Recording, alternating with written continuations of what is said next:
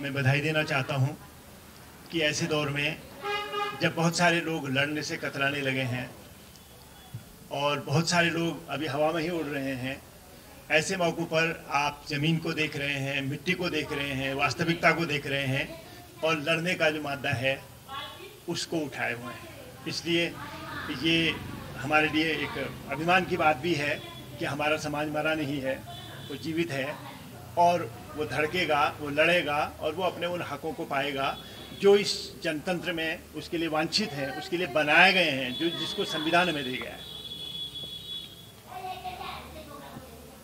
मेरे 5 मित्रों ने बहुत गहराई से मुद्दों को सामने रखा। ईश्वर ने बहुत विस्तार से और विशेष रूप से जंगल के प्रसंग को, वनों के प्रसंग को आपके सामने रखा। उसके बाद हमारी सुनीता बहन ने ज़मीन के मुद्दों को, संघर्ष को और महिलाओं की केंद्रीयता को बहुत प्रखरता से आपके सामने रखा। उत्तराखंड का परिप्रेक्ष्य स्वाभाविक रूप से इन दोनों में था। फिर उसके बाद हमारे अगले भाई जो गुजरात से आए हैं, दिनेश देसानी जी, उन्होंने गुजरात का प्रसंग रखा और बड़ा अच्छा हुआ कि अब गुजरात के बारे में हम कुछ बोलें तो वो छोटे मुँह बड़ी बात हो जाती है। एक गुजरात का व्यक्ति आके वहाँ की पोल खोले तो ये ज़्यादा एक तरीके से अच्छा होता है। ये उसी गुजरात की बात कर रहे हैं जहाँ अब बुलेट ट्रेन आने वाली है और जहाँ अभी आपने सुना होगा जहाँ बांध की ऊंचाई बढ़ाए जाने से पूरा मध्य प्रदेश के तकरीबन 50 से ज़्यादा गांव पानी के अंतर्गत आ गए हैं। कभी कभी टेलीविज़न में ये खबरें भी आ जाती हैं और आप उससे सुपरिचित हैं। उन्होंने पश्चारकों के मुद्दे को भी रखा जो उत्तराखंड और हिमालय के संदर्भ में भी उतना ही मौजूद है, उतना ही गहन और उतना ही इम्पोर्टेंट है। फिर उसके बाद हमारे साथी राजीव लोचन शाह ने बहुत विस्तार से भी रखा कि खास तरीके से हाईडिल वाला और पूरे जनतांत्रिक लड़ाइयों को उन्होंने रखते हुए अंत में हाईडिल की तरफ वो आए कि नदियों का कोऑपरेटिव कैसे बन सकता है, नदियों के से विद्युत उत्पादन किस तरीके से जन संगठन के द्वारा पूरे लोगों में उसका डिस्ट्रीब्यूशन, उसके लाभ का, रोशनी का ही नहीं उसके आर्थिक लाभ का भी वितरण करने का क्रम कैसे बनाया जा सकता है। उन्होंने 2 उदाहरण दिए जो कुमाऊं और गढ़वाल में अब विकसित होने वाले हैं और जिसकी गुंजाइश है और जो होने चाहिए, क्योंकि बिजली तो हमें चाहिए। हम ये तर्क नहीं दे सकते हैं कि ऊर्जा नहीं चाहिए, क्योंकि 21वीं शताब्दी में सिर्फ मोदी जी नहीं गए हैं या अडानी जी नहीं गए हैं, हम सब ने भी प्रवेश किया है। तो इस दौर में आम लोगों के जो विशेष अधिकार होने चाहिए, जनतांत्रिक अधिकार होने चाहिए, जो अच्छी हवा के, अच्छे पानी के और ज़मीन के संसाधनों के अधिकार होने चाहिए, वो हमारे लिए हैं। तो इसलिए हमें इन ज़रूरत होगी हमें, लेकिन कुछ हाथों में उनको केंद्रित करने के बदले हम उनको जन जन का संसाधन बनाना चाहते हैं, लोगों का संसाधन, क्योंकि लोगों के ही संसाधन से ये सब चीज़ें निकली हुई हैं। और उसके बाद हमारी छोटी अन्नू ने जो ILC से आई है, आजकल मैं इंटरनेट में देखूंगा, मुझे जानकारी नहीं है, क्योंकि इन्होंने एक तरीके से जो रिचर्ड ऑफ द अर्थ है ना, दुनिया के जितने संसाधन विहीन बनाए गए लोग हैं, बनाए जा रहे लोग हैं अलग अलग किस्म की सत्ताओं के द्वारा, जिनमें जनतांत्रिक सत्ताएं भी शामिल हैं हमारी तरह की, उनका एक बड़ा कोरस उसमें मिलेगा। तो ILC एक तरीके से हमें लैटिन अमेरिका, अफ्रीका, हमारे देश, मैं तो कह रहा हूँ कि उसमें ऑस्ट्रेलिया और अमेरिका भी नहीं छूटते हैं, जिन्होंने मूल बासिंदों की ज़मीनों पर कब्जा किया यूरोप से जाने के बाद। क्योंकि अमेरिका की कहानी को अगर आप गहराई से नहीं समझते हैं तो आप अपनी ज़मीन की, यहाँ की ज़मीन और संसाधनों के मुद्दों को भी हम नहीं समझ सकते हैं। कैसे यूरोप ने कोलंबस के जाने के बाद कैसे यूरोप के लोगों ने वहाँ के सीधे साधे लोगों को, वहाँ की जनजातियों को, वहाँ के नॉर्दर्न अमेरिकन जिनको रेड इंडियन कहा गया था, क्योंकि आपको पता ना कि वास्को डी गामा पहले वहाँ गया, लेकिन वो पहुँच गया हिंदुस्तान में। फिर वहाँ दूसरी यात्रा हुई, कोलंबस और वास्को डी गामा से ये मॉडर्न शोषण की, दोहन की दुनिया, कैपिटलिज्म की दुनिया शुरू होती है। और कैसे पूरे उत्तरी अमेरिका के रेड इंडियंस को उन्होंने दबोच लिया और बाद में कैसे स्पेनिश ने पूरे Latin America, pre Hispanic, Mexican और उन सब लोगों को लूटा। और उस पर तो फिल्में और किताबें बहुत सारे लोग आ गए, कैसे स्टील लेके वो गए, कैसे जर्म लेके गए, कैसे गन लेके वो गए और कैसे पूरे के पूरे लैटिन अमेरिका, अफ्रीका, ऑस्ट्रेलिया तमाम उनको जीत लिया। तो इसलिए ILC आपको एक अंतर्राष्ट्रीय परिदृश्य ज़मीन का और संसाधनों का देता है। तो ये बहुत अच्छी तरीके से मुद्दे हमारे सामने आए। मैं जरा सी इसको और विस्तार में न जाकर के कुछ सूत्र रूप में मैं आने की कोशिश करने लगता हूँ। मैं ये मानता हूँ कि जो प्राकृतिक संसाधन हैं वह मनुष्यों के, जो जिनको हम सेपियंस कहते हैं, उनके सबसे प्रभावक जिसको कहेंगे जीव प्रजाति इस पृथ्वी में बनने के दौर से हमारे विशेषाधिकार शुरू हो गए थे। हमने जब 10-11 हज़ार साल पहले कृषि शुरू की तो हमने प्रकृति में इनक्रोच किया। जब हमने जानवरों का डोमेस्टिकेशन किया तो हमने एक इनक्रोच किया। जब हम कुछ फसलों को जंगल से लाके खेतों में ले आए तो वह इनक्रोच था, लेकिन ये विकास यात्रा का हिस्सा भी था। इसमें आप दोहन शोषण भी देख सकते हैं और इसमें आप मनुष्य को अपने को बनाए रखने, अपने को प्रभावी स्पीशीज बनाए रखने सेपियंस के रूप में उसकी प्रक्रिया भी उसके साथ जारी थी। कभी कभी आपके मन में आता होगा कि और जो लिविंग थिंग्स हैं उनके लिए भी हमारी संवेदना होनी चाहिए, जो हमारे बुद्धिज्म में और हमारे बहुत सारे धर्मों में भी कहा जाता रहा है। इकोलॉजी का जो मूल सूत्र भी है कि मनुष्य ही नहीं कि जितने सारे स्पेसीज इस दुनिया में हैं उनको भी इन संसाधनों पर टिक करके अपने जीवन यापन करने का हक है एक तरीके से। और मनुष्य का एक एडिशनल कर्तव्य ये है कि वह अपने लिए तो जो कर रहा है वो करेगा ही, अपने समाजों के लिए जो कर रहा है, लेकिन वो और जीवित प्रजातियों की भी हिफाजत करे, उनको उस तरीके से ख़त्म नहीं करे जिस तरीके से आज वो ख़त्म हो रहे हैं। कोई न कोई बायोडाइवर्सिटी किसी न किसी मिनट में इस दुनिया से, इस प्लेनेट से जा रही है, लेकिन अभी इस तरफ जाने की ज़रूरत नहीं है। अभी हम आते हैं संसाधनों पर, क्योंकि ये संस्था और विद्या रावत बुनियादी रूप से ज़मीन के मुद्दे पर आ रहे हैं। अब मैं ये कहना चाहता हूँ कि जो ज़मीन है, जो भूमि है, वह एक सबसे प्रमुख संसाधन है, बल्कि मैं उसको कहता हूँ कि वो मातृ संसाधन है, वो माँ है, यानी कि उससे बड़ा कोई संसाधन नहीं है। अगर सच कहो तो जब हम पानी की बात करते हैं, नदियों की बात करते हैं, जंगल की बात करते हैं, चारागाह की बात करते हैं, लैंड रेंज की बात करते हैं, ये सब उस ज़मीन में ही एक तरीके से आ गए। उसी ज़मीन में ग्लेशियर पसरा हुआ है, उसी ज़मीन में जो है हिमालय के शिखर हैं, उसी ज़मीन में आपके कोर्ड या जिसको कहेंगे कि थार के जैसे डिजर्ट हैं, उसी ज़मीन में प्लेट्यू हैं, उसी ज़मीन में गंगा यमुना ब्रह्मपुत्र का जैसा मैदान है, ठीक तिब्बत का जैसा पठार है, और उसी ज़मीन में तालाब हैं। तो इसलिए जो ज़मीन है, जो भूमि है, वह एक तरीके से सबसे केंद्रीय संसाधन है, मातृ संसाधन है, और संसाधनों की टहनियाँ एक तरीके से इस ज़मीन से फूटती हैं, चाहे पानी, चाहे जंगल, चाहे जड़ी बूटियाँ, चाहे बायोडाइवर्सिटी और चाहे बहुत सारी और चीज़ें जिनके विस्तार में जाने का अभी समय नहीं है। अब ज़मीन उस ज़माने से थी जिस ज़माने से हमारा होमोसेपियन आगे बढ़ के आया, और कृषि के रूप में उसने एक छोटा सा हस्तक्षेप किया और कुछ इलाकों को उसने लिया। लेकिन जो होमोसेपियन ने जब कृषि इंट्रोड्यूस की 10-11 हज़ार साल पहले, तो उसमें कहीं भी व्यक्तिगत मिल्कियत का कोई विचार नहीं था, उसमें एक कलेक्टिविटी, एक सामूहिकता का बोध उसमें से था।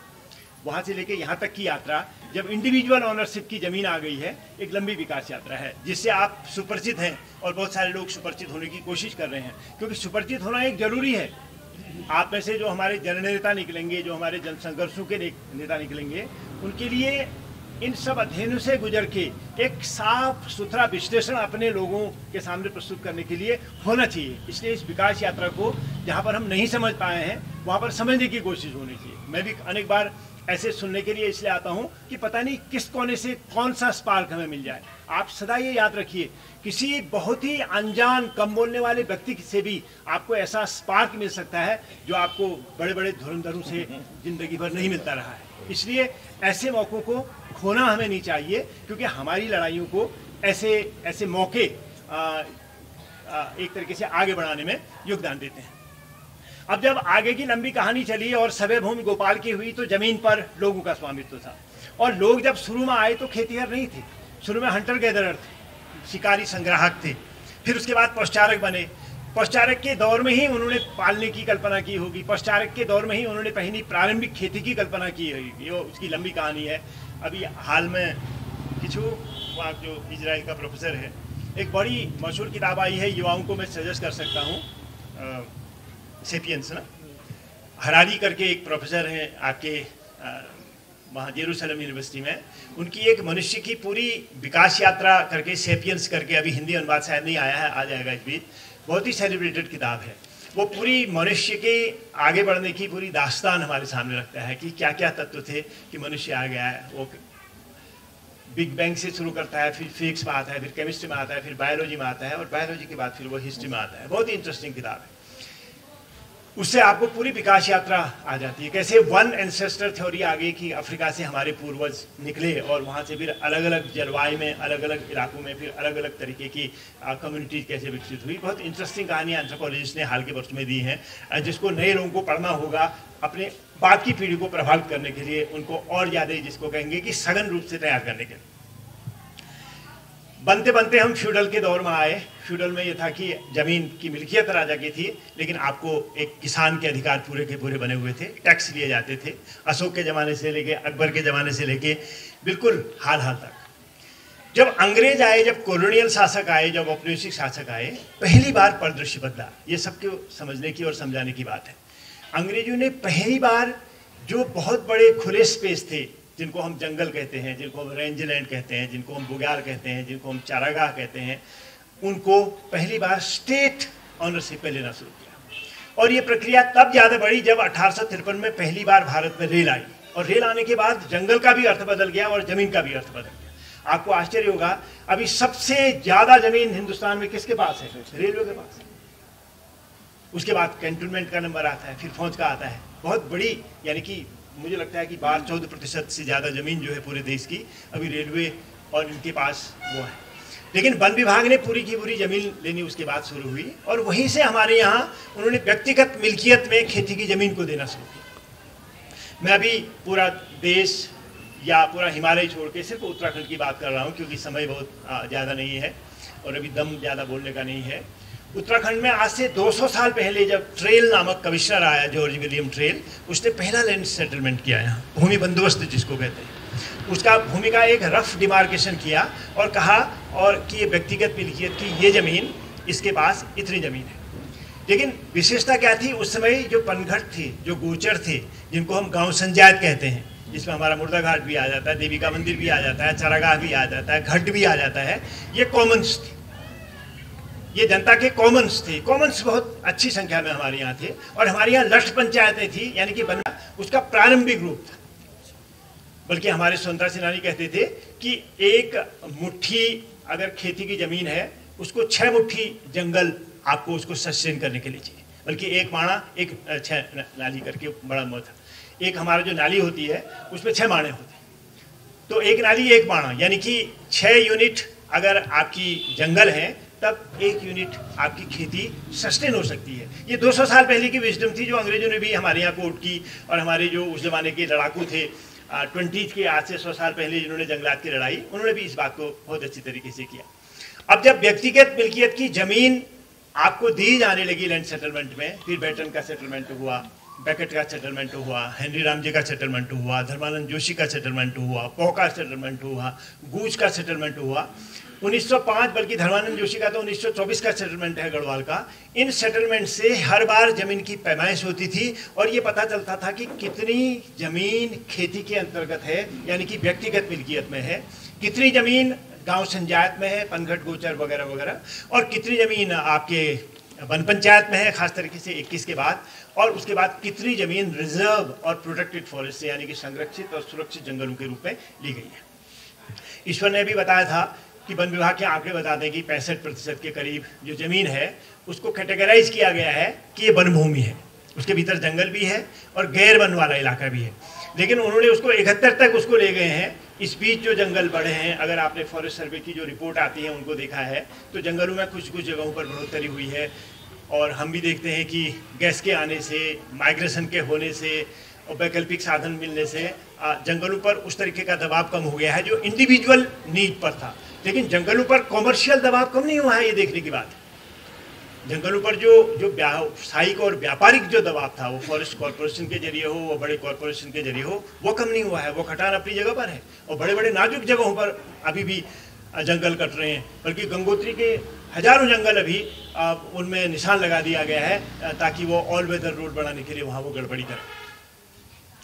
तो जब अंग्रेजों के ज़माने में ये हुआ तो धीरे धीरे रिजर्व फॉरेस्ट ले लिए गए। रेल के आने के बाद प्रक्रिया बढ़ी, फिर 1865 का फॉरेस्ट एक्ट बना, फिर उसके बाद 1878 का एक्ट आया। जैसा ईश्वर ने बताया कि 1893 में एक आया कि 2 खेतों के बीच का जो भीड़ा है उसको भी उन्होंने रिजर्व फॉरेस्ट के रूप में लेना शुरू कर दिया। एक बात याद रखने की है, आप में से जो भी पहाड़ के गाँव से आए हैं, अगर अपने आप गाँव को याद करें तो आप देखेंगे कि आपके पूर्वजों ने कभी भी खेत में अपना मकान नहीं बनाया। उन्होंने देखा कि सबसे खराब जो जमीन है, डंगरोड़ जिसको कहते हैं हमारे यहाँ, यानी कि पत्थर वाली, वो वाली जो किसी भी तरीके से कृषि के लिए उपयोगी नहीं है, वहां उन्होंने अपने मकान बनाए। इसलिए वो बेनाप में होते थे सदा के सदा। उत्तराखंड के अधिकांश गांवों के जो मकान है वो बेनाप में आज भी हैं, और जो लोग गाँव से अभी रिश्ता बनाए हुए हैं, मुझे उम्मीद है कि बनाए रखेंगे आप लोग, अब वो इस यथार्थ को जान सकते हैं। इसलिए कि खेती की जमीन बहुत कम थी। अब खेती की जमीन कितनी थी? जब ट्रेल का जमाना था तो तकरीबन 8-9% खेती की जमीन थी हमारे यहाँ, और 10-11% जो थी इरिगेशन की सुविधा थी, जहाँ लोगों ने खुद अपनी इरिगेशन की सुविधाएं बनाई थी। बाद में इरिगेशन की सुविधाएं बहुत बड़ी, हेनरी रामजी के ज़माने में तराई भाबर वगैरह में बहुत बड़ा विस्तार हुआ, अपर गंजेज कैनाल बनी वगैरह वगैरह, जिसके विस्तार में भी नहीं जा सकते हैं। लेकिन ट्रेल के 200 साल बाद आज में, ट्रेल का पहला जो सेटलमेंट था वो 1817 का था। अब मैं 2017 में आपसे कह रहा हूँ, आज भी हमारी खेती की ज़मीन, अगर अभी हमारे पास कोई विकल्प नहीं है, सरकारी आंकड़े मान लें तो 12% खेती की ज़मीन हमारे यहाँ अभी उत्तराखंड में है। यानी कि जो 52,000 प्लस स्क्वायर किलोमीटर में उत्तराखंड फैला हुआ है, उसका करीबन 12% हमारे यहाँ खेती की ज़मीन है। अब मैं आपको ये बताऊं कि उस खेती की ज़मीन में अगर आप हरिद्वार, उधम सिंह नगर और देहरादून का मैदानी हिस्सा, नैनीताल का मैदानी हिस्सा माइनस कर दें, तो जो नीचे का इलाका है जहां 40 से लेकर 50% तक खेती की ज़मीन है, और खेती की ज़मीन कहते हैं तो व्यक्तिगत मिल्कियत की ज़मीन है, उस अगर 12% तराई भाबर दून को छोड़ दें आप, तो जो बकाया 88% पर्वतीय उत्तराखंड है, वहां खेती की जमीन मात्र 6%। हो सकता है इससे कम हो, मैं 6 से घटने में मुझे दिक्कत इसलिए हो रही है कि कोई वैकल्पिक आंकड़ा नहीं है, और उसका कारण अभी बताऊंगा मैं आपको। तो 6% हमारे यहाँ पर्वतीय क्षेत्र में खेती की जमीन है, इससे कम हो सकती है, जैसा ईश्वर ने एक हिंट दी थी। अगर आप धारचूला, मुनस्यारी, जोशीमठ और ये देवाल और मल्लादानपुर यानी कि कपकोट ब्लॉक, और उधर फिर उखीमठ ब्लॉक, फिर उधर वो जो आपका उत्तरकाशी का ब्लॉक है भटवारी, और उधर जो मोरी ब्लॉक है हरकीदोन वाला, इन सीमांत ब्लॉकों को ले लें जिनकी बाउंड्री चीन के साथ, तिब्बत के साथ मिलती है, तो इनमें मात्र 3% खेती की जमीन है। इनके यहाँ कॉमन्स बहुत बड़े हैं, हालांकि वहाँ नेशनल पार्क, बायोस्फीयर रिजर्व और सेंचुरीज बन गई हैं, लेकिन फिर भी कॉमन्स उनके यहाँ बड़े हैं। जैसे जोहार के कॉमन्स से बहुत बड़े हैं, यानी कि जोहार वालों की जो वन पंचायतें हैं वो अलकनंदा के कैचमेंट तक हैं। बहुत हमारे विधायकों को ये पता नहीं होता। दुर्भाग्य है कि इतने अनपढ़ हमारे नेता आने लगे हैं कि उनको अपना भूगोल ही ठीक से पता नहीं होता। वो कैसे वो अपनी बात रखेंगे करके फिर हम सोचते हैं, क्योंकि फिर इतनी पीड़ा से वो हमारी इश्यूज को नहीं समझ पाते, क्योंकि उनकी जानकारी नहीं है। तो उनको भी जानकार देने के लिए हमारे लिटरेचर बड़े महत्व के होंगे। ये लिटरेचर जो सरकार को प्रोड्यूस करने चाहिए थे, हमारे इंस्टीट्यूशंस को, हमारे विश्वविद्यालयों को करने चाहिए थे, उनको विद्या रावत और आप जैसे संस्थान और संस्थाओं के संगठनों के लोग निकाल रहे हैं, ताकि न सिर्फ हम दीक्षित हों, बल्कि जो भी हमें जिस मौके पर इतिहास के लीड करते हैं उनको भी सदमति आए और उनको बुद्धि आए और उनको वास्तविकता पता चले। इसलिए ऐसे अध्ययन जरूरी है। तो मैं जहाँ की मैं बात कर रहा था कि इन दूरस्थ सीमांत क्षेत्रों में मात्र 3% खेती की जमीन है। काठमांडू में एक बहुत बड़ी संस्था है इसीमोड, और इसीमोड ने जब पूरे हिमालय क्षेत्र के 11 देशों का सर्वे किया तो उसने अपना नतीजा निकाला। सैटेलाइट इमेजरी का भी इस्तेमाल किया, उसमें नासा की मदद भी मिली, हर देश ने मदद दी। तो उसने अपना नतीजा निकाला कि पूरे हिंदुकुश हिमालय क्षेत्र में मात्र 5% जमीन खेती के अंतर्गत है। इसका मतलब है वही जमीन है जो व्यक्तिगत मिल्कियत में, समझ रहे ना, बकाया स्टेट के पास है सब कुछ।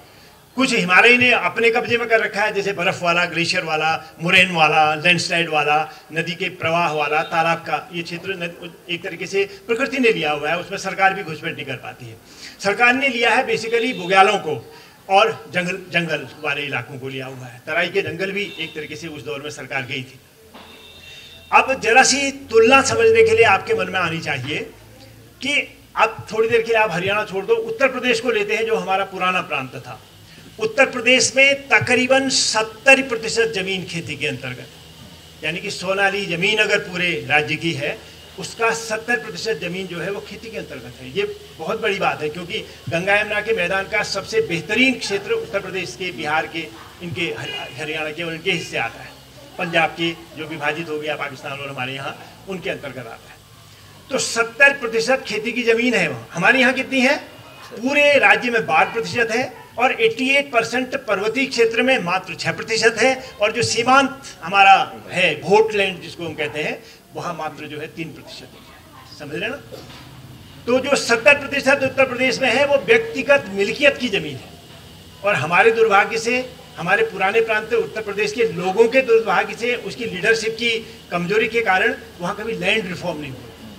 इसलिए 70% जमीन व्यक्तिगत मिल्कियत में होने के बावजूद भी वहां करोड़ों की संख्या में भूमिहीन है, और वहां लाखों लोग ऐसे हैं जिनके पास हजार एकड़ के फार्म पड़े हुए हैं।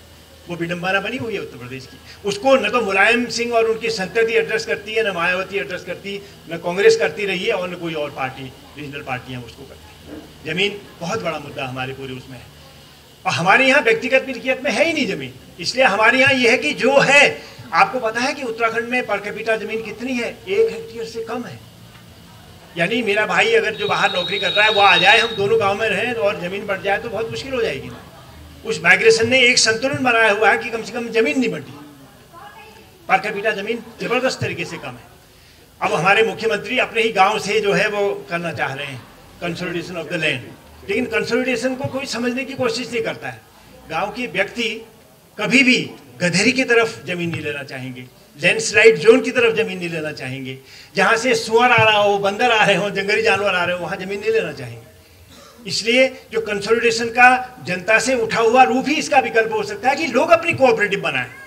लोग इस तरीके से अपने गांव, पहले नहीं आते थे जंगल में जानवर, पहले भी आते थे, कैसी तैयारी होती थी, कितने कुत्ते होते थे, कैसे पूरा गांव जाके सुअर को भगाता था, जंगली सुअरों को भगाता था, पूरा वो था। कोई नई बात नहीं है कि पहले जानवर नहीं आते थे, पुरानी लिस्ट भी अगर आप देखेंगे।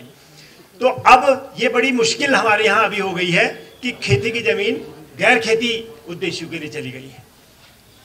मैं यहीं पर ये जिक्र कर देना चाहता हूँ कि इससे पहले मैं भूलूं कि हमारा आखिरी जो लैंड सेटलमेंट है वो 1960 और 64 के बीच में हुआ। जो 60 और 64 के बीच में हमारा लैंड सेटलमेंट हुआ, जो आज़ादी के बाद का पहला और अंतिम अभी तक का लैंड सेटलमेंट है, उस लैंड सेटलमेंट को किया गया था 40 साल के लिए। यानी कि 60-64 के बाद जो नया सेटलमेंट था वो 2000-2004 में होना चाहिए था, और जब हमारा नया राज्य बना वो मौका था कि हमारा लैंड सेटलमेंट भी होना चाहिए था, ताकि हमको अपनी ज़मीन की समझ आए, उसको संभालने की तमीज़ आए ना आए, लेकिन उसकी वास्तविक अस्तित्व आए कि कितनी है। तो अब क्या हो गया है, आज ये 1800, 1900, 2017 आ गया है। यानी कि पिछले 55 साल से 57 साल में हमारी ज़मीन का दृश्य कितना बदला, कितनी एग्रीकल्चरल ज़मीन नॉन एग्रीकल्चरल पर्पज के लिए स्वाहा हो गई है, इसका हमारे पास कोई रिकॉर्ड नहीं। जब हमारे मुख्यमंत्री कृषि मंत्री थे, जो वर्तमान मुख्यमंत्री हैं, तो राजभवन में हमारी गवर्नर ने, क्या लेडी गवर्नर थी हमारी, मार्गरेट अल्वा ने जमीन को लेकर बहुत बड़ा सेमिनार किया। मैं भी कहीं से उसमें फंस गया, मुझे भी आना पड़ा। पंतनगर यूनिवर्सिटी को पूरा एक तरीके से जिम्मा दिया हुआ था, जिसका हिल एग्रीकल्चर पर कोई काम भी करे नहीं है। विवेकानंद लेबोरेटरी वाले घबरा गए, उन्होंने कहा हम फसलों के बारे में बता देंगे, लेकिन लैंड ओनरशिप और कितना प्रतिशत क्या है ये आंकड़े हम सरकार पर निर्भर रहते नहीं है। तो वहाँ कोई वास्तविकता नहीं आ पाई। हालांकि 2 बड़े वॉल्यूम छपे बड़े चमकदार कागज में, और अब उसको भी करीबन 7 साल लगभग हुए हैं। अब वही कृषि मंत्री जो हैं वो मुख्यमंत्री हैं। तो हमें पता नहीं है कि पिछले 55 साल में कितनी खेती की ज़मीन गैर खेती उद्देश्यों में चली गई, ये आंकड़ा हमारे पास नहीं है। यानी कि इस बीच निश्चय ही पर कैपिटा जमीन घटी होगी और खेती की जमीन घटी होगी। अब वो एक बड़े अध्ययन की मांग करता है, लेकिन कैसे करें, क्योंकि उसको निजी रूप से हम नहीं कर सकते हैं। उसमें सरकार का इन्वॉल्व होना जरूरी है, उसमें रेवेन्यू विभाग का। तो एक लैंड सेटलमेंट जो ड्यू है हमारे यहाँ, वो उसका भी दबाव हमारी डिमांड्स में होना चाहिए। और इसी तरीके से फॉरेस्ट सर्वे 100 साल से हमारे यहाँ नहीं हुआ है। अब ये करते क्या है, जो फॉरेस्ट सर्वे के 2 साल में एक रिपोर्ट आती है, फॉरेस्ट सर्वे ऑफ इंडिया की, बहुत खूबसूरत आती है, जिसमें हमारे जंगल कुछ 1-2% बड़े हुए बताए जाते हैं। वो हम मैनुअल सर्वे नहीं करता है, यानी कि किस जंगल के भीतर अंडर ग्रोथ क्या है, रिंगाल होता है कि नहीं, वहाँ कोई और स्पीसीज होती नहीं है, इसका कोई रिकॉर्ड नहीं होता है। अगर आप सैटेलाइट से देखेंगे तो आपको दिल्ली भी जंगल दिखता है, दिल्ली के कुछ इलाके आपको जबरदस्त तरीके से जंगल दिखते हैं। बल्कि आपको आश्चर्य होता है कि पश्चिमी उत्तर प्रदेश, राजस्थान और हरियाणा के बीच में ये हरियाली कहाँ से आई, वो दिल्ली की हरियाली है। तो सैटेलाइट इमेजरी से दिल्ली भी एक जंगल दिखता है, लेकिन वो पेड़ है, वो जंगल नहीं है। जंगल एकदम अलग होता है, प्लांटेशन का मतलब जंगल नहीं है। जंगल एक ऐसा इको तंत्र है जिसको नेचर सैकड़ों साल में निर्मित करती है। प्लांटेशन बहुत दिनों बाद फिर जंगल बन सकता है, लेकिन बड़ा मुश्किल होता है किसी प्लांटेशन के लिए जंगल बनना वगैरह वगैरह। अब हमारे यहाँ ये ज़मीन की ये स्थिति हो गई है कि हमें अपने आंकड़े बतानी है। आज ये बात होनी चाहिए कि हमें ये वास्तविकता पता हो। ये जो लड़ाई लड़ रहे हैं वो अपनी जगह पर, जो भूमिहीन को, अब जैसे भूमिहीन को देने की बात आई, मैं जरा सी प्रसंग कर देता हूँ, वो जिक्र नहीं आया कि हमारे यहाँ सिर्फ दलितों की जो कैटेगराइजेशन था संवैधानिक रूप से, वह 1950 के संविधान के बाद हुआ, और जो शेड्यूल कास्ट का जो सेंस था वो हमारे यहाँ दिया। और गांधी और अंबेडकर जैसे और तमाम उनके जो साथ नेता थे, उनमें इतना बढ़ापन था, और भारत की जो गरीबी और गर्दिश और उससे निकलने की जो प्रक्रिया थी उसको वो समझते थे, तो उन्होंने रिजर्वेशन दिया। आज अनेक लोग सोचते हैं कि जैसे कि कृपा की जा रही हो, हजारों साल का जो हमारा अपराध है उसको हम एक तरीके से घटा रहे हैं, ये नहीं सोचते हैं बकाया लोग, जो बकाया जो यानी कि जो नॉन वो हैं, आज भी वो कहते हैं कि मेरी जगह ले ली वगैरह वगैरह। और शेड्यूल कास्ट का दुर्भाग्य ये है कि आज 70 साल बाद भी संविधान के द्वारा उनके लिए छोड़े गए स्थान वो नहीं भर पाए, क्योंकि शिक्षा तो नहीं आई ना। संविधान तो लग गया 1950 में, लेकिन शिक्षा आते आते तो एक जनरेशन, दो जनरेशन, एक जनरेशन मिनिमम 20 की मान लो तो 20, 40, 60, 3 जनरेशन निकल गई हैं, अभी भी वो अपनी जगह नहीं भर सकते। ये देखने की बात है। लेकिन मेरा विषय अभी इस समाजशास्त्र में जाना नहीं है। मेरा विषय ये है, सिर्फ इनको शेड्यूल कास्ट घोषित किया गया था। शेड्यूल ट्राइब 1967 तक हमारे उत्तराखंड के परिदृश्य में कहीं भी नहीं थी। 1967 में बहुत सारे कारणों से, जिनमें से एक कारण चीन के साथ हमारी लड़ाई रही, भारत तिब्बत का व्यापार का ख़त्म हो जाना रहा, और भूटिया लोगों के द्वारा बहुत ज़बरदस्त लॉबिंग की गई, बहुत बड़ा होमवर्क किया गया, क्योंकि वो पढ़े लिखे प्रबुद्ध थे। और उस समय ये हुआ कि भूटिया लोगों को शेड्यूल ट्राइब की कैटेगरी संविधान प्रदत्त दी जाएगी, और उस दिए जाने में 4 और जनजातियों का उद्धार हो गया। उसी समय पहली बार थारू और बुक्सा को, वनराजियों को और भूटियाओं के साथ जौनसारियों को हमारे यहाँ रिजर्वेशन दिया गया, और 4 जगह तो जातियों को दिया गया, उनके नाम, उनकी लिस्ट बनाई गई। सिर्फ जौनसार ऐसा इलाका था जहाँ एक पूरे इलाके को, जैसे हिमाचल में, जैसे कश्मीर में है, वैसे पूरा रिजर्व टेरिटरी घोषित कर दी। वहाँ अगर जोशी भी है तो शेड्यूल ट्राइब है, नेगी भी है शेड्यूल ट्राइब है, कोई और भी है तो शेड्यूल ट्राइब है। ये संविधान की बड़ी थी। और लोगों को जो हमारे यहाँ थे, जब भूटांतिक के इलाके में शेड्यूल ट्राइब लगाने की इसी तरीके से बात हुई, तो वहाँ के बहुत सारे लोगों को लगा कि उनकी धोती चली जाएगी, उनका जनेऊ चला जाएगा, उनकी जात चली। ऐसा कुछ नहीं था। रिजर्वेशन एक संविधान प्रदत्त ऐसी सुविधा है कि हजारों साल से समाज का जो हिस्सा वंचित रहा है, जिसको कुचला और दबाया जाता रहा है, उसको नए प्रजातंत्र में हम एक छोटी सी मदद दे रहे हैं। 100% मदद नहीं है, वो एक छोटी सी मदद है। उसको नहीं समझा तो उन्होंने उसको इनकार कर दिया। तो वहाँ सिर्फ भूटिया लोगों को, वहाँ सिर्फ वनराजी लोगों को, तराई भावर में सिर्फ थारू बुक्सा, बल्कि जो बुक्सा बंधु आए हैं उन्हीं के भाई देहरादून में मेहर किया करते थे, अब तो वो नाम ही गुम हो गए। जब DN मजुमदार ने 45-46 में वहाँ पर काम किया था तो उन्होंने मेहर शब्दों का इस्तेमाल किया है। वो मेहर जो थे ये आपके बुक्सा लोगों के ही बिरादरी में थे, अब वो लगभग डिजॉल्व हो गए, हमारी लार्जर सोसाइटी में वो लगभग खो गए हैं, लेकिन होगी कहीं ना कहीं उनकी पहचान भी होगी। तो इस तरीके से हमारे यहाँ 1967 में ये वाली बात आई। और शेड्यूल ट्राइब में ये था कि शेड्यूल ट्राइब की ज़मीन नहीं बेची जा सकती, इसीलिए ज़मीन बची हुई है, बावजूद इसके कि थारू बुक्साओं की बहुत बड़ी ज़मीन तराई भावर में गुम हो गई। ये ठीक है कि वो मॉडर्नाइज हो गए और फिर वो बीजेपी समर्थक भी हो गए, उस तरीके की राजनीति वाले भी हो गए। आजकल तो शेड्यूल कास्ट में भी आपको ऐसे मिल जाएंगे जो क्या बोलते हैं, चंदन तिलक और ये जो इनका पहनावा है कम्युनल वाला, उसको पहनना शुरू कर दें। ये नहीं देख रहे कि हजारों साल से जिन्होंने लूटा, जिन्होंने खसोटा, अब आप उनको पॉलिटिकली समर्थन दे रहे हो। लेकिन ये विषय नहीं है अभी विषय तो जमीन की मुद्दे की है। तो ये जो जमीन के बाद जब अगला प्रसंग आता है जंगल वाला, जंगल में जैसा ईश्वर ने बताया कि इतना प्रतिशत जो है जंगल रिजर्व में ले लिया। हम एक सोच रहे थे कि नया राज्य आएगा तो ये जो 65% स्पेस है, इसमें से कुछ स्पेस हमारे भूमिहीनों को मिलेगा, उनकी कैटेगराइजेशन, उनकी पहचान होगी, तराई भावर में उनको ज़मीन मिलेगा। अब अभी विस्तार नहीं है क्योंकि लैंड का मुद्दा इतना बड़ा है ना, उसमें जब हम बोलने शुरू हो जाते हैं तो वो महाभारत हो जाता है। मैं 2 रिपोर्ट की तरफ आपका जिक्र करूंगा। एक हमारे जिनके हम इस बार शताब्दी मना रहे हैं, जिनका नाम था भैरव दत्त सनवाल, उत्तर प्रदेश के चीफ सेक्रेटरी रहे, यहीं इन पहाड़ों से थे। उनकी रिपोर्ट है लैंड इश्यूज ऑफ तराई भावर 1971 में छपी, और एक मंगलदेव विशारद करके उत्तर प्रदेश के विधायक थे, उनकी तराई वाली जमीन है। उन दोनों रिपोर्ट को आप पढ़ेंगे तो आपकी आंख खुल जाएगी। तो जमीन की लूट आज थोड़ी हो रही है, 1971 में पूरे उत्तर प्रदेश की तराई और भाबर में कितनी जमीन अवैध रूप से बाहुबलियों के द्वारा, नेताओं के द्वारा और तमाम तरह के लोगों के द्वारा कब्जा कर ली गई, और कैसे फिर उनको बाद में रिकॉग्नाइज कर, उन पर किसी ने भी जरूरत नहीं कि उसको जाए। ये तो भला हो जहां अभी विद्या रावत लड़ाई कर रहे हैं, वो तो एक ऐसा निकला जो एक इंडिविजुअल निजी कंपनी ने जो कब्जा किया हुआ था, जिसको विधिवत सरकार ने अलॉट किया था, और उसका जो अलॉटमेंट की अवधि थी, जितने साल का टेन्योर था, वो खत्म हो रहा है। तो उसके बाद ये लीगली और कॉन्स्टिट्यूशनली क्लियर किस्म का केस है, जहाँ बहुत बड़े बड़े इलाके कब्जे किए हुए हैं, वो राजा भाई टाइप के जैसे उत्तर प्रदेश में है, वैसे ही यहाँ उन पर कहीं भी किसी भी सरकार ने वो नहीं डाला। ये 2 रिपोर्ट आंख खोलने वाली हैं, जिसकी तरफ हमारे नेतृत्व ने, हमारी लीडरशिप ने, इवन हमारे सोशल साइंटिस्ट ने कभी भी नज़र नहीं डाली। तो इस तरीके से खेती की ज़मीन के बाद जो आपका जंगल वाला जो है वो सरकार ने पूरा का पूरा ले लिया। सरकार ने जब लिया और नए राज्यों में उम्मीद थी कि जब हमारा एक्ट निकलेगा तो वन पंचायतों का स्फीयर बढ़ेगा, उसका क्षेत्र बढ़ेगा। एकदम से 6000 से 12000 वन पंचायतें होंगी। और आपको आश्चर्य होगा, जब टूलिया जी जीवित थे, हमारी बहुत इस पर उनसे असहमति और बहस होती थी, और अंतिम सालों में वो ये कहने लगे कि भाई शेखर, हमारी बहुत असहमतियाँ हो गई, लेकिन पंचायतों पर अब मैं तुम्हारे साथ हूँ। मैंने कहा अब क्या होता है, अब तो हमारा खेल तो पहले खत्म हो गया, क्योंकि जैसे ही JFM आया तो JFM ने वन पंचायतों का जो वन पंचायतों की अपनी स्वायत्तता थी, वन पंचायतों की जो अपनी नमी थी, वन पंचायतों का जो अपना जीवन था, उसको JFM ने पूरी तरीके से खत्म कर दिया। और JFM तो उठ के चला गया। धरागिरी की पूरी रिपोर्ट है EPW में जो पब्लिश हुई, उसने लिखा कि JFM पूरे देश में फेलियर रहा और उत्तराखंड में इस संदर्भ में डबल फेलियर रहा, क्योंकि उसने वन पंचायत जैसी जन संगठन को, जन संस्था को, जन इंस्टीट्यूशन को पूरा नेशनल कर दिया। हमें उम्मीद थी कि 2001-2 का जो फॉरेस्ट पंचायत एक्ट निकलेगा वो जनतांत्रिक होगा, जैसा अभी भाई ने बताया, नहीं हो पाया।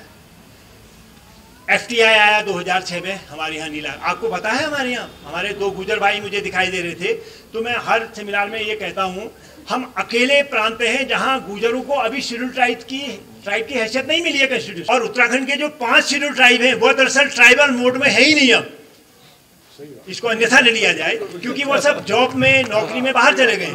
तो जो असली ट्राइबल मोड में है हमारे गुजर लोग, उनको आपने ट्राइब घोषित नहीं किया है। इतनी बेमान होती है राजनीतिक व्यवस्था, मतलब मैं कहना चाहता हूँ। तो ये भी हमारे मुद्दों में आना चाहिए कि कैसे हम इसके लिए लड़ें। अब वो लटके हुए हैं, क्योंकि ऊपर नेशनल पार्क, बायोस्फीयर रिजर्व और वो बन गए जो 13% से ज़्यादा या 15% के आसपास हमारे यहाँ है। सिक्किम को छोड़ने के बाद हम ही सबसे बड़े प्रांत हैं हिमालय के, जहाँ सबसे बड़ा इलाका नेशनल पार्क्स, बायोस्फीयर रिजर्व और क्या बोलते हैं सेंचुरीज के भीतर है। उसके भीतर लोगों के अधिकार चले जाते हैं। यानी कि चीन में भी, तिब्बत में भी ऐसा आइडिया आया है कि जो चोमोलोंगमा नेशनल पार्क है एवरेस्ट के चारों ओर, उसके बारे में ये कहा गया है कि उसके भीतर जो बायोडाइवर्सिटी है, जो वो है, उसके साथ लोग जो वहाँ रहते हैं उनकी भी हिफाजत की जाएगी। हमारे यहाँ मुश्किल ये है कि जो बायोडाइवर्सिटी कंजर्वेशन की बात लोगों के बिना की जाती है। यानी कि आपने वो बनाया, क्या बोलते हैं, अस्कोट मस्क डियर सेंचुरी बनाई, और मस्क डियर सेंचुरी को आप काली नदी के किनारे आ गए, जहाँ 1 मिनट में कस्तूरा मृग मर जाएगा। आपने ऊपर की टेरिटरी छांटी होती, लेकिन आप नदी तक आ गए। नदी तक आ गए तो लोगों के अधिकार चले गए, और नाम रहा मस्क डियर सेंचुरी। अभी जरा डिनोटिफाई किया गया है, सुना मैंने, कितना किया गया उसका डॉक्यूमेंट नहीं मिल पा रहा है। तो इस तरीके से लोगों के पूरे ये अधिकार, इस तरीके के अधिकार भी ले लिए। अब हुआ क्या, ऊपर की चोटियाँ नेशनल पार्क्स, बायोस्फीयर रिजर्व और सेंचुरीज बन गई, और नीचे घाटियों में जहाँ आपकी जरा मुट्ठी भर खेती की ज़मीन थी, 6%, 5%, 4%, वहाँ आपने डैम बना दी, तो आपकी ज़मीन चली गई, आपके जंगल से आप लुप्त हो गए। भारत तिब्बत व्यापार सन 60 में खत्म हो गया था, तो भूटिया लोगों के और नॉन भूटिया लोगों के भी, क्योंकि उस व्यापार से इनडायरेक्ट रिलेशन उनका भी था, वो सबके सब एक तरीके से सड़क में आ गए। अब जिनको रिजर्वेशन मिला, जिनमें शिक्षा थी, वो जॉब्स में आ गए। अब जो शिक्षित नहीं थे और जिनकी 2 जनरेशन शिक्षा में निकल गई, उनके लिए अभी भी मुश्किल बना हुआ है, क्योंकि उनका आधार संसाधन खत्म हो गया और नौकरी का संसाधन उनको नहीं मिल पाया। ये बहुत क्रूशियल इशू है। ये हमारे समाज के वो हिस्सा हैं जो सबसे निचले पायदान पर हैं आर्थिक रूप से।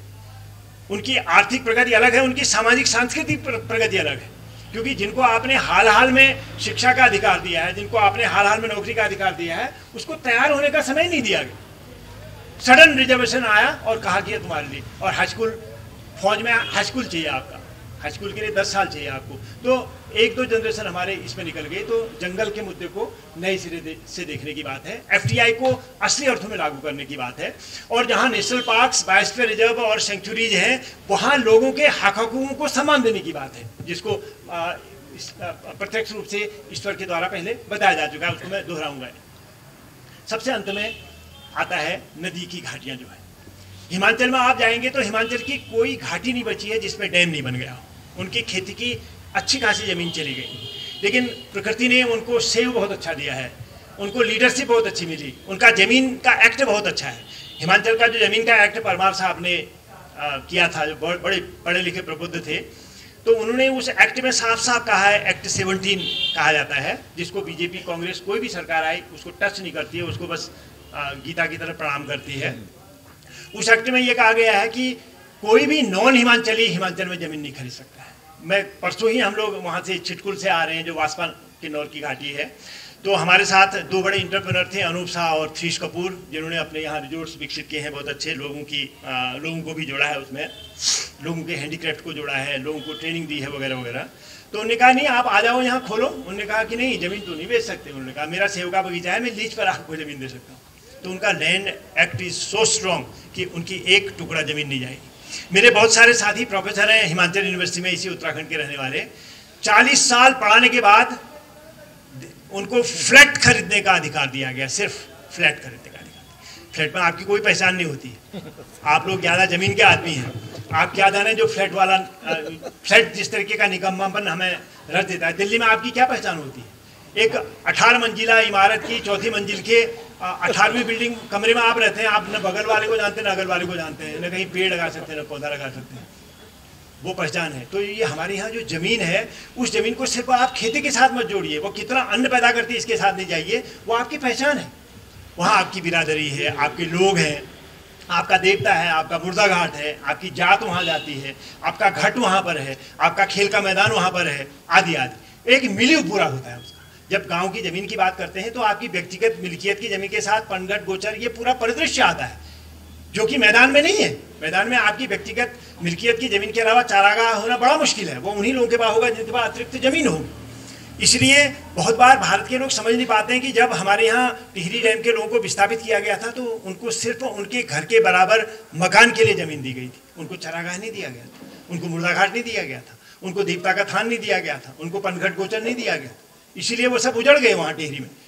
कभी टिहरी के विस्थापितों को देखने के लिए जाया करके मैं पिथौरागढ़ के मित्रों से निवेदन कर रहा था, तब अंदाजा आएगा कि टिहरी, विलंगना और भागीरथी के घाटी में रहने वाले लोगों को जब विस्थापित होकर पारिस्थितिक शरणार्थी बना करके ऋषिकेश हरिद्वार लाया गया, वो कैसे उजड़े वहाँ पर देख सकते हैं। और वहाँ के पीछे के लोग, प्रतापनगर ब्लॉक के लोग किस तरीके से आज हर दूरी उनकी 80 से 120 किलोमीटर दूर हो गई है। कल्पना कीजिए पिथौरागढ़ में जब ये डैम बन जाएगा 10-12 साल के बाद, नहीं बनेगा, मुझे उम्मीद है कि हमारे लोग, हमारा समाज लड़ेगा, तो कल्पना कीजिए कि पिथौरागढ़ की दूरियां किस तरीके से बढ़ जाएंगी। दोनों तरफ तो परदेश है, न नेपाल में घुस सकते हैं न चीन में घुस सकते हैं। आपको देश में आना है, देश में आने के लिए आप कल्पना कीजिए कि आपकी सड़कें कहाँ जाएंगी। जो एक 100 साल पुराना सपना है टनकपुर से लेके आपके क्या कहते हैं बागेश्वर तक ट्रेन लाइन का, वो सपना आपका ध्वस्त हो जाएगा। पूरे आपके 108 के करीब मंदिर आपके चले जा रहे हैं, आपके मुर्दा घाट खत्म हो जाएंगे। टिहरी में आप जाएंगे तो आपको आश्चर्य होगा कि मुर्दा घाट उनका कहाँ है। मुर्दा घाट उनका आज यहाँ पर होता है, एक महीने बाद यहाँ आता है, क्योंकि पानी का लेवल झील का जहाँ पर जाता है वहाँ पर मुर्दा घाट होता है। हम पिछली बार गए थे चोपड़ा कमेटी की, पानी के लेवल पर उनके एक मुर्दा घाट विधिवत कहीं पर वो नहीं बना पाए। और लोग कहते हैं कि हमें हरिद्वार ले जाना बहुत कॉस्टली पड़ता है, हम यहाँ जला देते हैं और आचमन यहाँ नहीं करते हैं, और उस रिचुअल के लिए फिर हम हरिद्वार जाते हैं। मैंने कहा यही पानी तो रिस्क वहाँ जाता है, लेकिन जो जिस तरीके का कष्ट प्रतापनगर ब्लॉक के लोग सह रहे हैं, वह एक आईना होगा, आँख खोलने वाला होगा कि पंचेश्वर और पिथौरागढ़ के लोग एक बार, उनका नेतृत्व एक बार वहाँ देखने जाए और उस वास्तविकता को वहाँ एक तरीके से बताएं। तो ये जो तीसरा हमारे संसाधन, जल संसाधन को लूटने वाला जो क्रम बना है, वो हाइडल के माध्यम से बना है। क्योंकि उसने क्या किया, एक तो ज़मीन खत्म कर दी, ज़मीन ले ली हमारी। दूसरा ये हुआ कि जंगल बहुत सारे उसमें डूब गए, बहुत सारे चारागाह उसमें डूब गए। चौथा ये हुआ कि जो ऊपर का आपका जलागम है, खास तरीके से जो प्रोटेक्टेड एरियाज हैं, नेशनल पार्क हैं, उनमें भी जो लिंक था उसको भी डूब क्षेत्र ने खत्म कर दिया है, जो कि खुद वाइल्ड लाइफ इंस्टीट्यूट के रिपोर्ट के अनुसार जो नहीं होना चाहिए। तो ये एक तरीके से ये तीन बड़े जो संसाधन है, हमारा ज़मीन जो मातृ संसाधन है, और फिर जंगल है, और फिर उसके बाद पानी है, इन पर एक ज़बरदस्त तरीके का प्रहार बना हुआ है। और कॉरपोरेट की दुनिया, प्राइवेटाइजेशन की दुनिया इतनी ज़बरदस्त तरीके से सरकार के ऊपर चढ़ी हुई है कि सरकार में कहीं भी एक जनहितैषी जो एलिमेंट होता है, समझ होती है, वो कहीं नहीं। आपने परसों सुना होगा कि दो बड़े मंत्रियों ने, जो अटल बिहारी वाजपेयी के ज़माने में बीजेपी के प्रभावशाली मंत्री थे, जिनमें से एक का नाम अरुण शौरी है और दूसरे का नाम क्या सिन्हा, यशवंत सिन्हा है, उन्होंने साइंड आर्टिकल इंडियन एक्सप्रेस में लिखे। आपने देखा कि पूरी मोदी साहब से लेके उनकी पूरी मंत्रिमंडल इस बात की तैयारी में लगी कि कैसे उस सच्चाई को दबाएं अपने झूठ से, लेकिन दबेगी नहीं। वास्तविकता है कि जो मोनेटाइजेशन से और उसके बाद जीएसटी से जिस तरीके से हमारी छोटे छोटे लोगों की आर्थिक हैसियत ध्वस्त हुई है, वो सब आपके आंखों के सामने। आप एक बार के वोट में लोगों को अंधा बना सकते हैं, दोबारा नहीं बना सकते। लेकिन हमारे यहाँ मुश्किल ये है कि जो सरकार गई उसमें और जो सरकार आ रही है उसमें आर्थिक नीतियों को लेके, जमीन को लेके, पारिस्थितिक जिसको कहेंगे कि डेमोक्रेसी को लेके बहुत बड़ा वो नहीं है। लेकिन इतना था कि पिछली सरकार में आप डायलॉग तो कर सकते थे, आंदोलन से कभी घबराती तो थी, डायलॉग करने को बुलाती। बहुगुणा जी को 3 बार संवाद के लिए सरकारों ने बुलाया था उस दौर में, 3 प्रधानमंत्रियों ने। ये ठीक है कि टीरी डैम हमारी छातियों पर बनाया गया, लेकिन उसके बाद भी संवाद हुआ, ऐसी बदतमीजी नहीं हुई जैसे अभी के दौर में। अगर आपने कोई जनमुखी चीज़ कह दी तो आप राष्ट्रद्रोही हो जाएंगे, हैं, आप कम देशभक्त हो जाएंगे, आदि आदि। वो अभी का विषय नहीं है, लेकिन संसाधनों की बात करते हुए ये विषय भी आ जाएगा, क्योंकि संसाधनों की ही लड़ाई नहीं है, ये लड़ाई और बड़ी है, जिसकी तरफ हमारे और वक्ताओं ने भी इशारा किया था। बहुत बड़ी लड़ाई है, लेकिन कभी कभी ये होता है कि और लड़ाइयों के क्रम में हमारे संसाधनों की लड़ाई पीछे छूट जाती है, क्योंकि आप कम्युनल दंगा कर दो, आपकी संसाधनों की लड़ाई पीछे चली जाएगी। आप जाति का मुद्दा ले आओ, आप गाय का मुद्दा ले आओ, आप अयोध्या का मुद्दा ले आओ, बताइए। हमारे लिए एक अच्छा स्कूल जरूरी है कि अयोध्या का मंदिर जरूरी है? हमारे लिए सिर्फ गाय की रक्षा जरूरी है कि समग्र जानवरों की रक्षा जरूरी है? पहाड़ों में लोग जानते हैं कि ऑर्गेनिक स्टेट हम कैसे बनेंगे अगर गाय ही नहीं रहेगी, गांव में है ही नहीं गाय। आप क्या कंपोस्ट डाल करके और ये जो मिलों में आती हुई जो फर्टिलाइजर केमिकल है उनको डाल के ऑर्गेनिक स्टेट बनेंगे? तो सब जानते हैं। हमारे यहाँ लोग चमड़े का काम करते थे। मैं जानता हूँ हमारे कितने पूर्वज चमड़े के बेहतरीन जिसको कहेंगे कि आर्टिस्ट थे। वो स्किनिंग जानते थे, जो जानवर मर गया है नेचुरली उसकी स्किनिंग होती थी, जूता बनता था। हमारे यहाँ चंपावत से लेके टिहरी तक जो है बहुत बढ़िया चमड़े के जूते बनते थे। नेपाल में तो बहुत सारे जानवरों को, जिनको हिंदू बहुत पूज्य मानते हैं, उनको खुद नेपाल के हिंदू खाते भी हैं। वहाँ फूड हैबिट बिल्कुल अलग है, तो खाने की पद्धतियाँ बिल्कुल अलग तरीके की। आप चीन में जाएंगे तो घबरा जाएंगे, आप नागालैंड में जाएंगे अच्छा कुत्ता खाते हैं करके आप कोई भी खाना खाने से इनकार कर देंगे। तो खाने की जो हैबिट्स हैं वो पूरी दुनिया में अलग अलग तरीके की बनी है। वो हमें असहज लगती हो वो अलग बात है, आपका जीवों के प्रति आपका बहुत दयालु होना ये एक अलग बात है। लेकिन जो फूड हैबिट जिस तरीके के कारण भूगोल जनित है और एक खास तरीके की इकोलॉजी के कारण वो बनती है, वो एक अलग किस्म की चीज़ है। तो आज ऐसी मुद्दों को उठाते रहे जिसमें बुनियादी मुद्दे कहे जाते हैं। तो ये कुछ मुद्दे थे। मेरी उम्मीद है कि आप नौजवान लोग अलग अलग संस्थाओं से, अलग अलग जगहों से आए हैं, इस पर और गंभीर विचार विमर्श करेंगे। और जो एक जो वैचारिक पृष्ठभूमि है उसको और सघन करने के लिए मुझे उम्मीद है कि विद्या भूषण जो है लिटरेचर भी लाएंगे और हिंदी में भी ऐसी जिस्त जो है उसकी सामने आए तो बहुत अच्छा रहेगा, ताकि अपनी भाषा में हमारे आम लोग पढ़ सकें। अगर आप कन्विंस होते हैं तो फिर अगले को कैसे कन्विंस करें, तब लड़ाई आगे बनती है इस तरीके की। अनेक बार ये लड़ाइयाँ आम लोगों के कारण खत्म नहीं होती हैं, लड़ाइयाँ हमारे कारण खत्म होती हैं, जो हम जरा लीडर टाइप के उसमें आ जाते हैं। हमारी सुस्ती के कारण, हमारे कमजोरी के कारण हमारी लड़ाइयाँ खत्म होती हैं, आम लोगों के कारण नहीं होती। तो इसलिए हमारी पीढ़ी के मुकाबले आप लोग ज़्यादा बलवान, ज़्यादा सबल, ज़्यादा जिसको कहेंगे कि लड़ाकू निकलेंगे, ऐसी मेरी कामना है। और कोई रास्ता नहीं है।